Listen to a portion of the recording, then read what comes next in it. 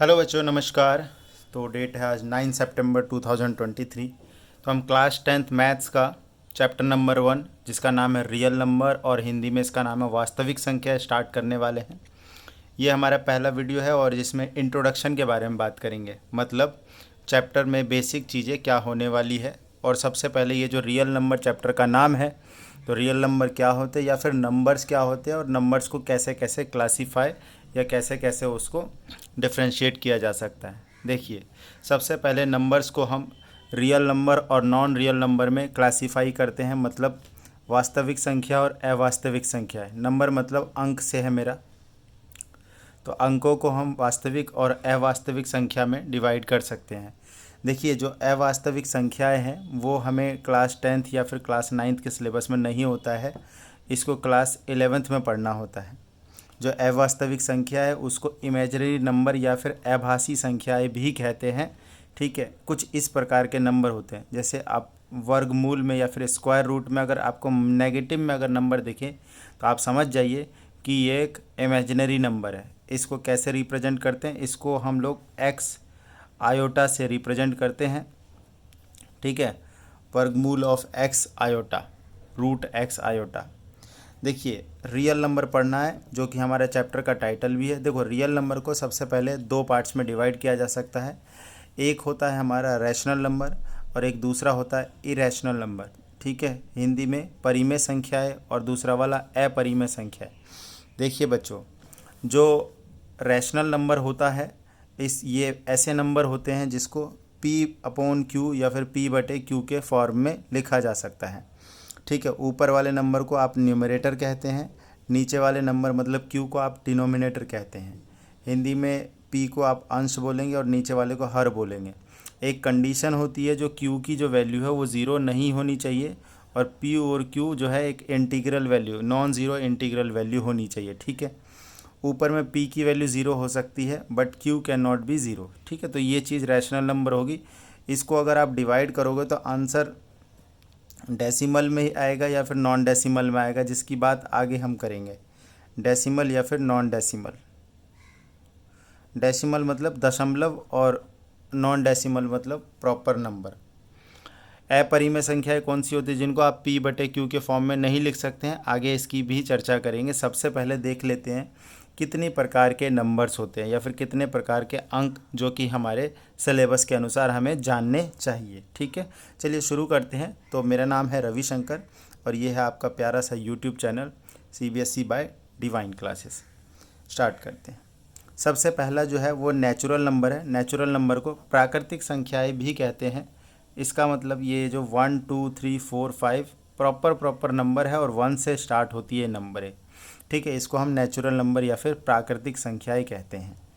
उसके बाद बेटा जी होल नंबर है हमारे पास। होल नंबर को हिंदी में पूर्ण संख्याएं कही जाती है। होल नंबर को पूर्ण संख्याएं जो ज़ीरो से स्टार्ट होती है और 1 2 3 4 5 ऐसे इन्फिनिटी तक। इन्फिनिटी मतलब अनंत तक जाएगी।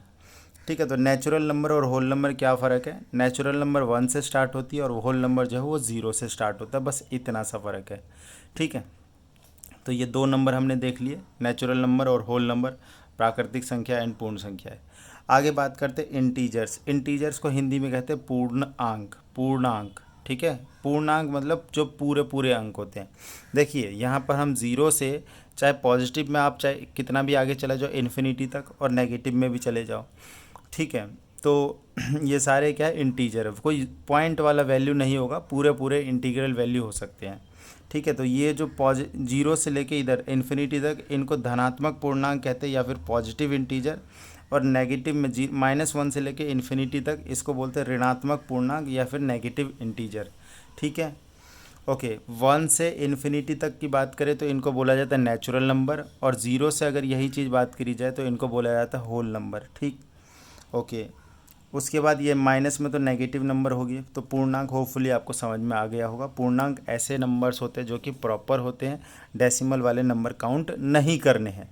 तो नेचुरल नंबर, होल नंबर और इंटीजर, हिंदी में बोले तो प्राकृतिक संख्या है, पूर्ण संख्या है और पूर्णांक, होपफुली आपको समझ में आ गया होगा।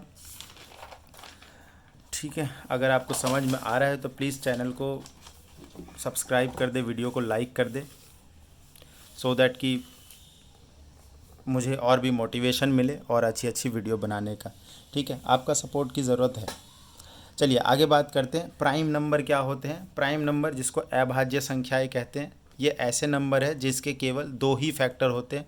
दो फैक्टर मतलब एक तो खुद हो जाएगा, और एक वन। ठीक है, बट वन को हम लोग प्राइम नंबर नहीं लेते हैं। One is not a prime number. ठीक है, कारण क्या है? वन का तो एक ही फैक्टर है ना, वो खुद ही है। ठीक है, तो दो फैक्टर का रूल है, कम से कम दो गुणनखंड होने चाहिए। देखो, फैक्टर को ना गुणनखंड बोला जाता है। मैं उम्मीद करूंगा कि जो हिंदी मीडियम के बच्चे हैं उनको भी थोड़ी बहुत इंग्लिश के टर्म्स आने चाहिए और धीरे धीरे आपको सीखने भी चाहिए, क्योंकि आपको आगे मैथ्स जो है अगर पढ़ोगे तो मोस्टली इंग्लिश में ही मैथ होती है। तो मैं चाहूँगा कि बच्चों को कि कम से कम छोटे छोटे जो टर्म्स है वो धीरे धीरे आप याद करें। प्राइम नंबर अभाज्य संख्या है। देखो, टू जो है सबसे छोटा प्राइम नंबर होता है, जैसे कि इसके क्योंकि दो फैक्टर है, एक तो टू है और एक वन है। उसके बाद अगर बात करें कि प्राइम नंबर लिखने की, तो 2, 3, 5, 7, 11, 13, 17, 19, 23, इसी तरीके से आगे बढ़ेंगे। जैसे आगे इसके बाद क्या हो जाएगा, 29 हो जाएगा, 31 हो जाएगा, 37 हो जाएगा, इस तरीके से आगे बढ़ते रहेंगे।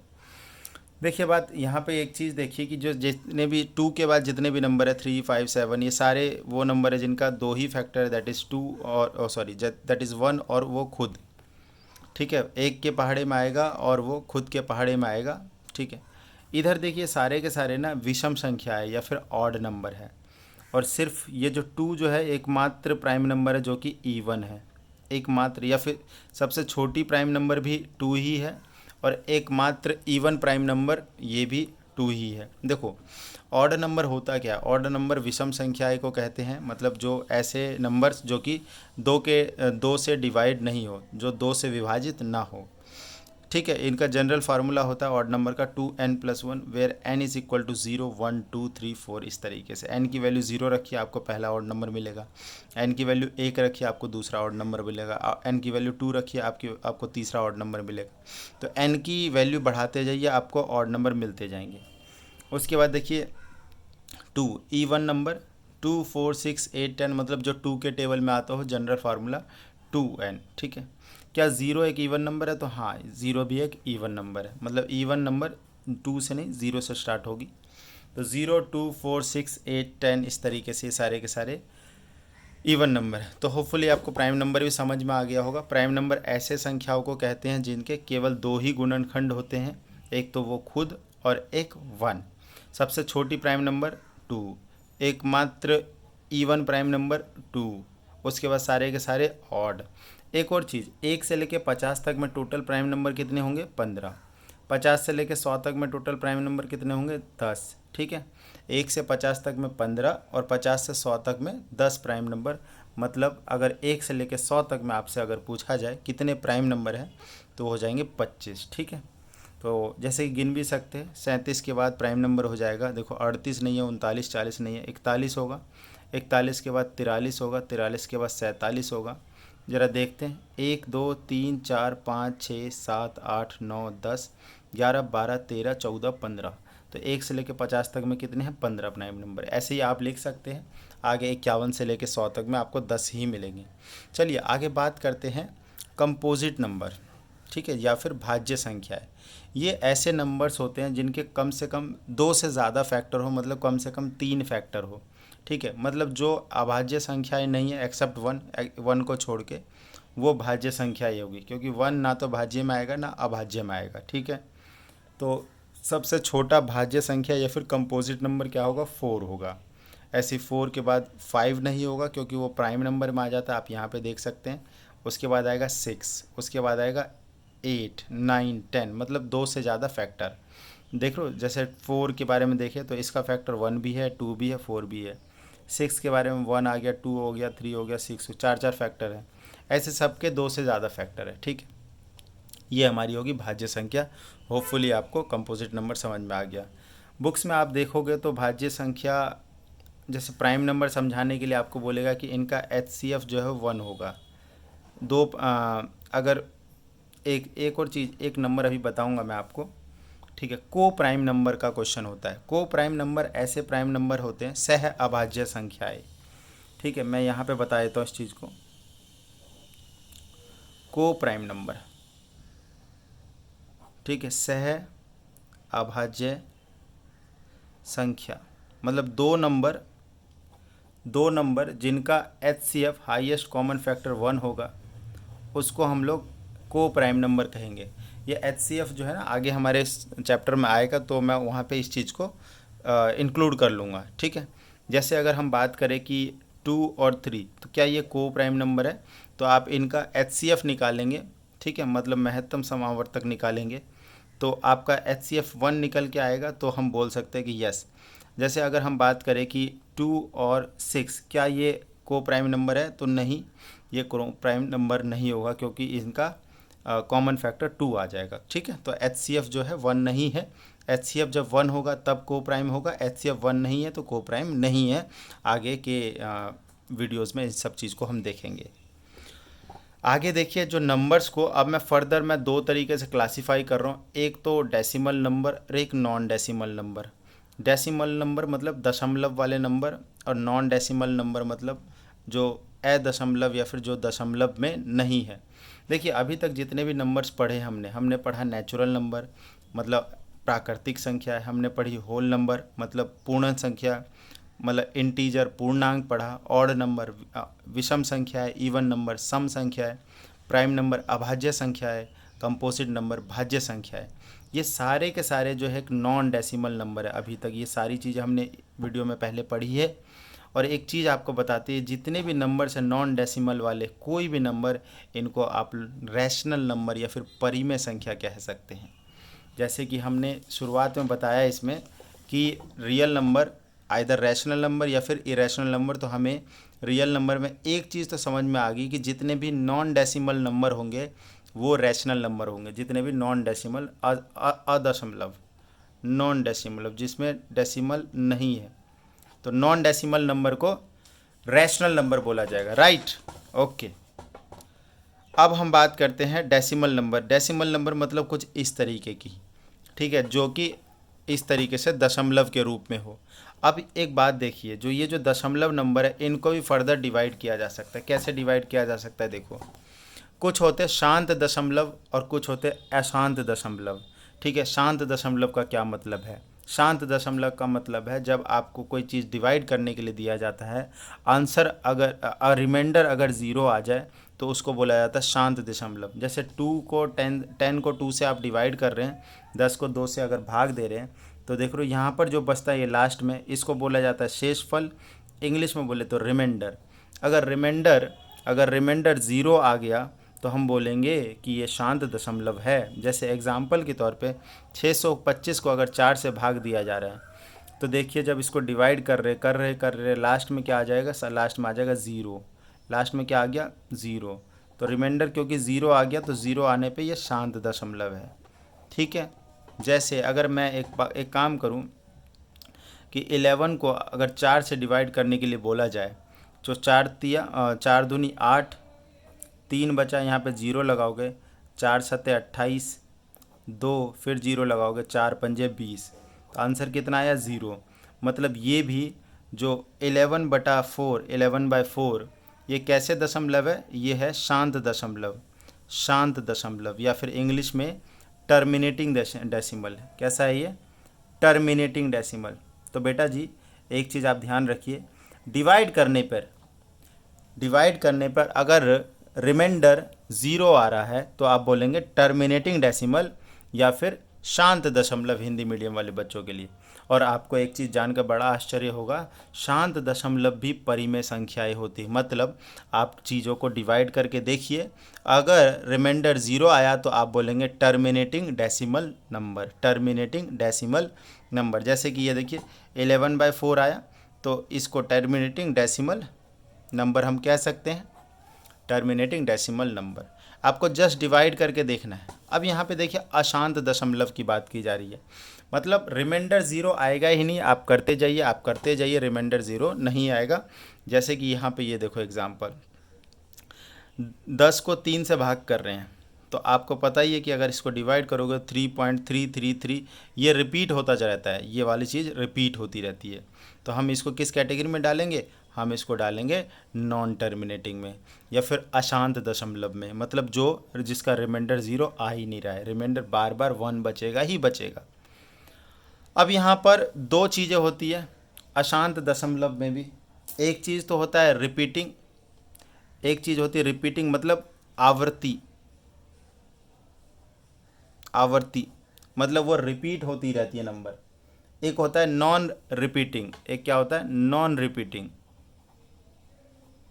नॉन रिपीटिंग मतलब रिपीट नहीं होता है, अनावर्ती। ठीक है, जो बार बार नहीं आते, अनावर्ती। तो रिपीटिंग, नॉन रिपीटिंग, जैसे जैसे आपने किसी चीज़ को डिवाइड किया, ये 1.01 आया, फिर 001 आया, फिर 0001 आया, मतलब एक एक ज़ीरो बढ़ता जा रहा है। तो एक तो देखो रिमाइंडर 0 भी नहीं आ रही और रिपीट भी नहीं हो रहा है, अनावृत्ति। जैसे जितने भी रूट वाले नंबर होते हैं ना, रूट वाले नंबर 3, जैसे पाई हो गया, √2 हो गया, या 2 + √3 हो गया, इस तरीके से 5 √5 हो गया। जितने भी रूट वाले नंबर है और डिवाइड करने पे आपको समझ में आएगा वो सब चीज़ें। तो ये सारी जो चीज़, सारी के सारे नंबर है जो कि नॉन टर्मिनेटिंग भी है और नॉन रिपीटिंग भी है। मतलब नॉन टर्मिनेटिंग मतलब रिमाइंडर 0 नहीं आया, और नॉन रिपीटिंग मतलब वो रिपीट भी नहीं हो रहा है। ऐसे नंबरों को हम लोग इरेशनल नंबर कहते हैं। ठीक है, इस वाले नंबर को क्या बोलेंगे? ये भी हमारे जो नॉन टर्मिनेटिंग रिपीटिंग होते हैं, इनको भी अपन परिमेय संख्या ही कहते हैं। ठीक है, और इसको अपरिमेय संख्याएं कहते हैं। तो मैं कंक्लूज़न देता हूँ यहाँ पे अब कि जो नंबर्स है, एक तो रियल हो गए और नॉन रियल। तो नॉन रियल तो हमें पढ़ना नहीं है, इसको कट लगाओ। रियल नंबर, ठीक है, जो कि वास्तविक संख्या इस चैप्टर का टॉपिक भी है। ठीक है, वास्तविक संख्या है। अब रियल नंबर में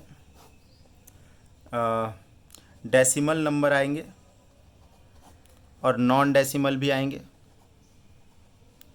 ठीक है, डेसिमल और नॉन डेसिमल।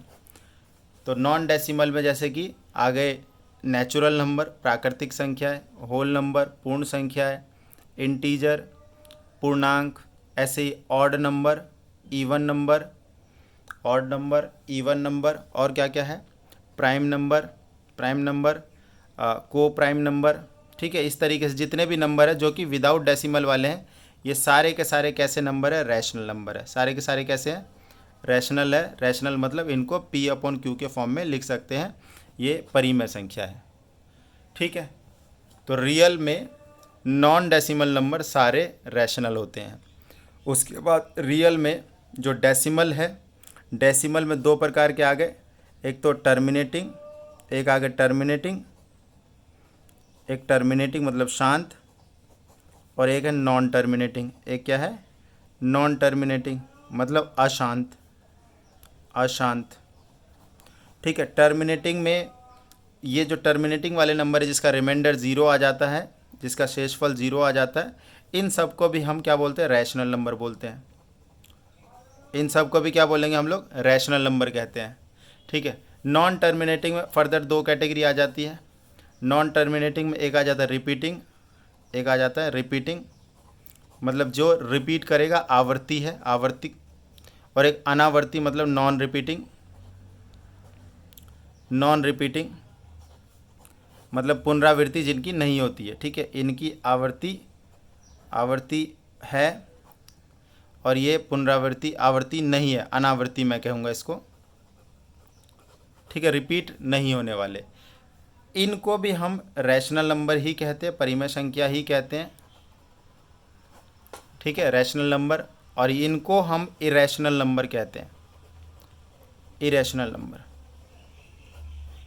तो यहाँ पर देखिए, ये तो हमें पढ़ना नहीं है, non real number. Real number में डेसिमल, नॉन डेसिमल सारे रैशनल।